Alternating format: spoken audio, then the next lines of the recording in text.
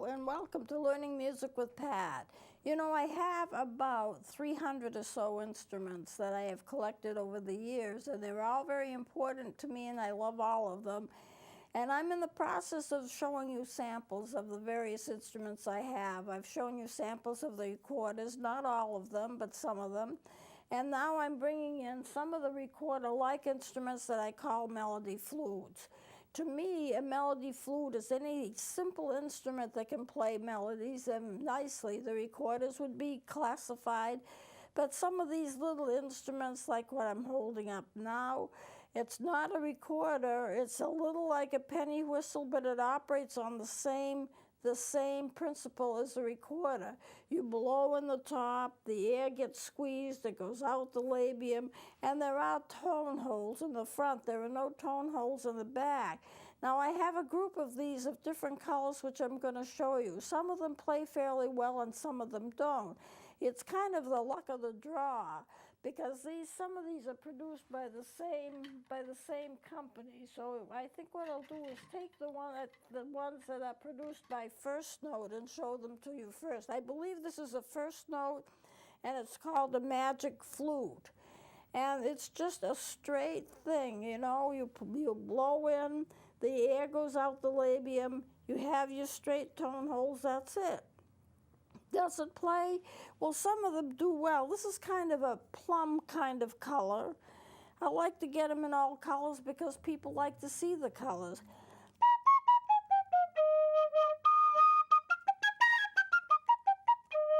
This is a very nice one. Now, I have to say, those that play well also play in pitch. Those that don't go so well, sometimes they're out of pitch as well. But this is a good one. Now, First Note produces recorders. I've had them in here before. And on the packaging, it will say, not a toy. And they're right, it's not a toy, because they play like other recorders do. They're not as good. They don't have the finesse. They're not as expensive, but they're not toys either. And they have the range, the 2-octave range. And First Note puts out this magic flute. I have a number of them, so let me show them to you. And then there's some other melody flutes I want to show you as well.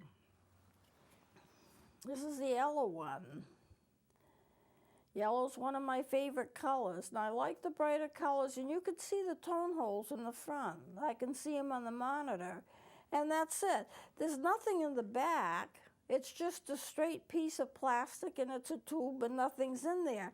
We'll see if this one plays. It may or it may not.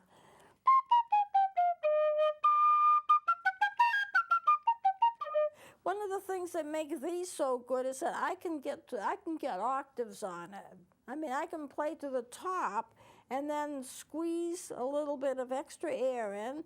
There's no octave mechanism, and you can't half hole in the back because there are no tone holes in the back.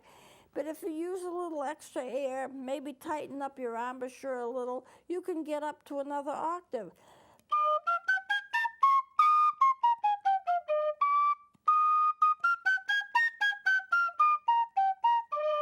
So I'm going up and down the range of octaves of this little flute, and it's really quite nice. I mean, I wouldn't play it in an orchestra where everyone's playing thousands of instruments that cost thousands of dollars. Now let's see. Here's another one. Put out by the same company, put out by First Note, and it's red. I love color. And so I tend to get things in multiples as long as the color is good. This one's not quite as good. You lose it on the last 2 or 3 notes.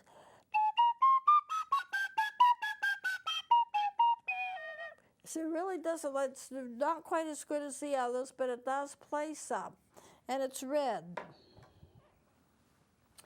What else do I have here? I want to show, excuse me, before I lose my voice, I want to show this little guy. This little guy I bought at Wendy's, and it's kind of like a recorder. In fact, I bought 2 of them. And they're for children, but the amazing thing about it is that it plays well, and it plays in pitch. And I was very pleased. Once I found out what key it was in, I found out it was been pitched for that key.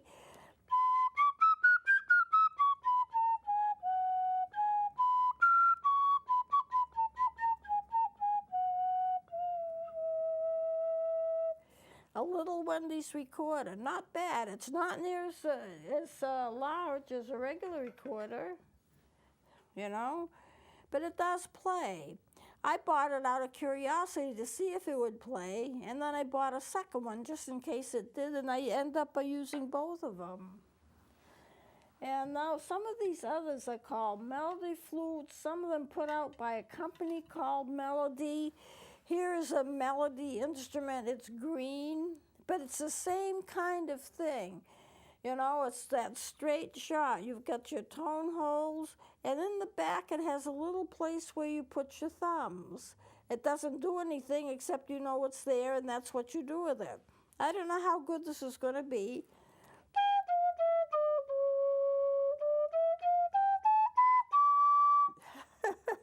It kind of misses the top note a little. No, I did not play it wrong.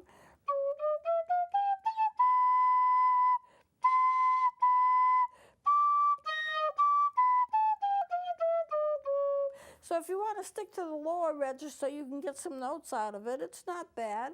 It's kind of like a toy, but the principle of it is the same. And the color is really nice. There's the green. Now I have another green, and it's put out by a different company. It's not the same as what, it's not the Melody, it's another company, except it's not printed what company it is. And some of the glue kind of melted when they put it together, but it's not marked at all.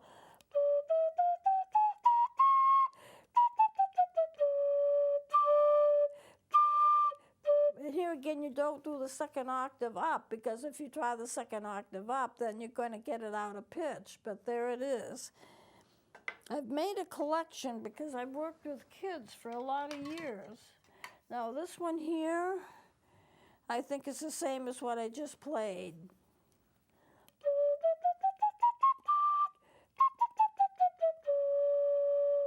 It's really the same thing, but it's pretty to look at. It actually does play pretty good. Didn't mark what keys they're in because it wasn't really important for me to do that. Now here is another Melody, and it's a peach orange color, and we'll see how it does. The octave, you can't do the second octave.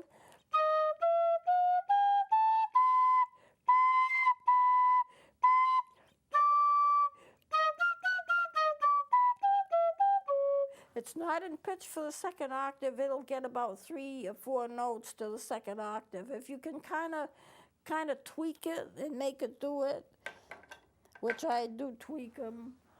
This is called a Dixie flute. This is a Dixie flute, bright pink, but it's all the same thing. Now in the back of it, who knows, maybe they were produced by the same company or the same manufacturer. A place for your fingers, for your thumbs to go, and you have these are raised. The notes are raised. I'll hold it like this and you can see that they are. I think that's supposed to make it easier to play. We'll see.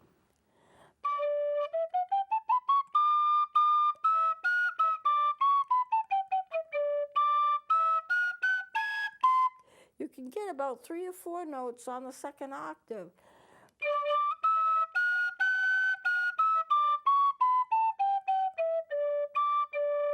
Actually, pretty good. I'd have to give this a good rating. Pink. It's a Dixie. I'm sorry. Yeah, it's a Dixie. Whoop.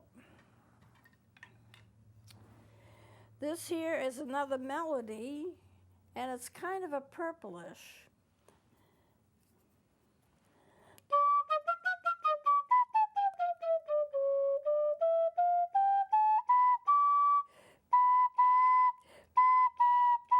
You can't get a second octave on it. That's about it. They'll give you another note, but who knows what that note is. I mean, it's just an extra note. And this, what I hope I have, is a pearl piper. Yes, it is. I'm fortunate I remembered to bring my pearl piper. Now, the pearl piper, I've got 2 or 3 of these. These are pretty good. They play in the key of E flat. I didn't know they would come in specific keys that were so accurate, but this I've done solos on. It's a pearl piper. Both of mine are orange, and they play quite well, and they can play in the key of E flat, and I paid less than $2 for it.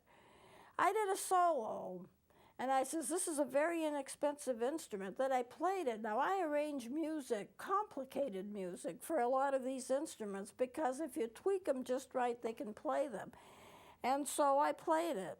And somebody came up to me and asked me, how expensive was this instrument? It sounds so good. I paid $1.98, and that's what I got. So I'll have you listen to it.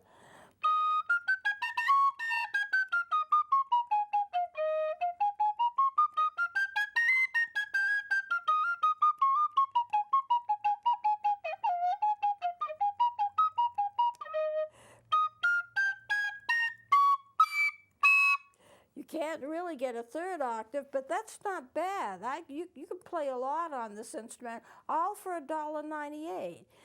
Now, I'm kind of obsessed with the fact that with simple instruments, which I lump together and I call them the melody instruments, and this includes the flutes, and it includes the regular flute, you can get a lot of really nice music on these instruments if you know how to do it. You can teach instrumental principles and musical principles on it.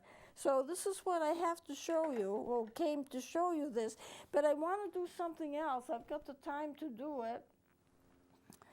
If I can find my conductor's baton, which is somehow, oh, here it is. These instruments have ranges. If you take a look at the chart, we'll be dealing with the chart. We're basically going to be dealing with this section of the chart, but I'm going to move this a little just to show you. This is a full range keyboard. That is, I have 88 keys on it. And you can be sure that they're all there. This is middle C. If you look at a piano, middle C is not exactly in the middle, but it's close. It's close to the middle. It's a little to the left of the middle. That's because there are 4 octaves of C's on the right, and there are only 3 octaves of C's on the left. That's just the way that it is. And so all of your notes that the woodwinds can play start with that middle C. You know, middle C is called low C for the woodwinds because most instruments that are woodwinds cannot get below it. You will see sometimes when I bring in scales and things like that I show you, I'll show you what seems to be like a low C, and it'll be this C right here that I'm showing you. What you need to remember is that I may only show you this much of a keyboard if I want to show you a specific thing, but there's a whole range of keys to the left. That's all the bass clef. This is all the treble clef. So what are the ranges? All right, here's C, middle C. Here's 1 octave C. What instruments play in that range? Most of the instruments that I played to you today have that 1 octave range. Flutophones, tonettes, song flutes, some of the ocarinas, which I did not bring in today. There would be too much. I will bring them in, but not today. And some of the melodicas and so forth, the pan flutes, some of them just have the 1 octave range. Now, that doesn't seem like a lot, but it's more than you think. These 8 notes get repeated. C, D, E, F, G, A, B, C, and then D, E, F, G, A, B, C, D, E, F, G, A, B, C. So those octaves are the same notes, but they're repeated higher and lower. That's where you get such an extensive keyboard. So those are the ones. Well, what about 2 octaves? 2 octaves would be from here up to here. Now, most of the sassotos, penny whistles, recorders, some of the ocarinas, some of the melodicas have a 2 octave range, and that's the range from low C 2 octaves up to this high C. This is considered to be the high C because it's 2 C's above the middle C. And then after that, the flutes can get one more octave, which is right here. This is the high C with the ledger lines. The flutes can play that. But then there's another octave above that right here. And that octave can only be played by the piano. The other instruments can't reach it. And they don't write it. They don't write out, because I have 5 ledger lines for this C. What about 10 ledger lines for this C? Who would read it? Now, last time I was here, I showed you if all the ledger lines were drawn straight across the piece of music, you would have a mishmash of nothing but lines. You couldn't read it. So they use the ledger lines and they're shorter, but a flute can get up here.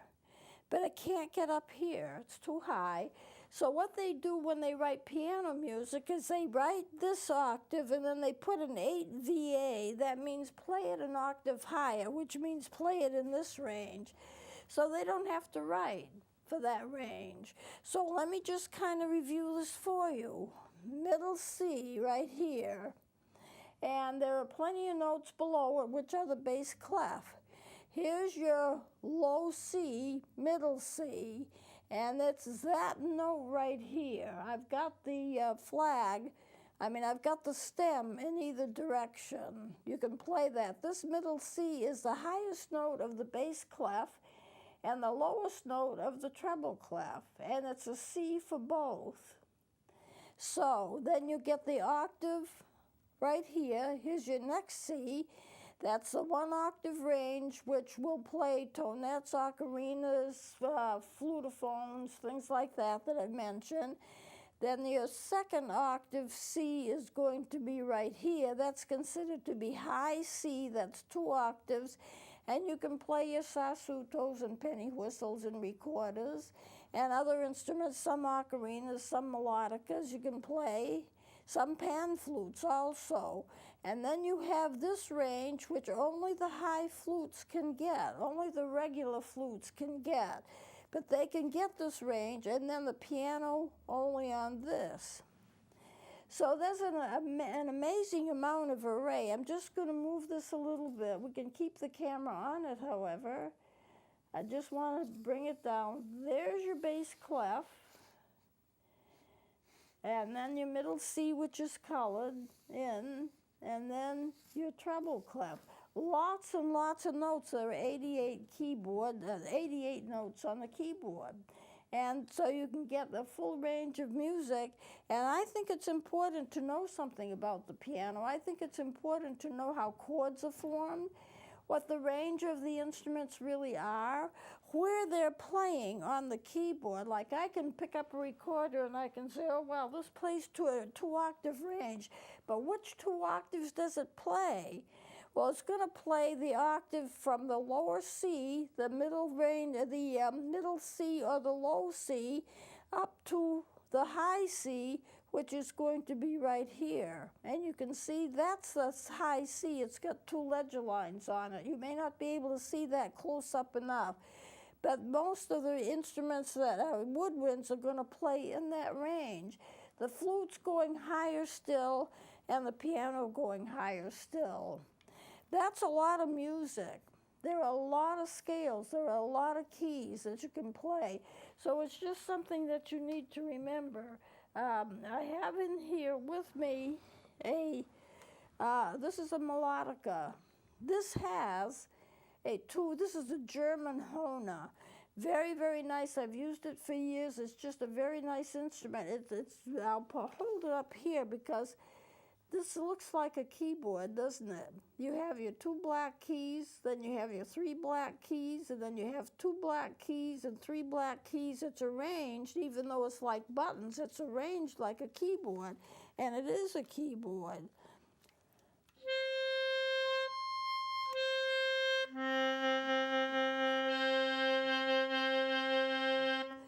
That's an octave range. The low C is right here. The middle C is right here, and then the higher C is up here, which of course you can't reach unless you're going to be playing in that area. but that's what it is, 2-octave ranges.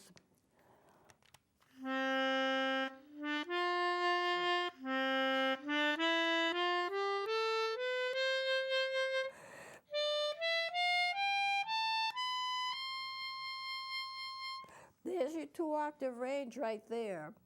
So this melodica, which is a hona, plays from this C here up to the high C, the high C, which is right here.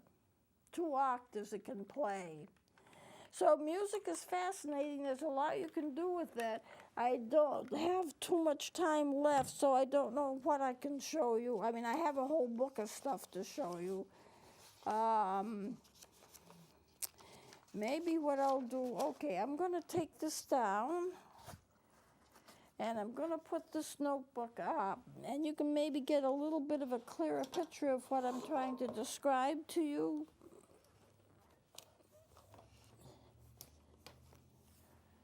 There, I don't know if we can catch that.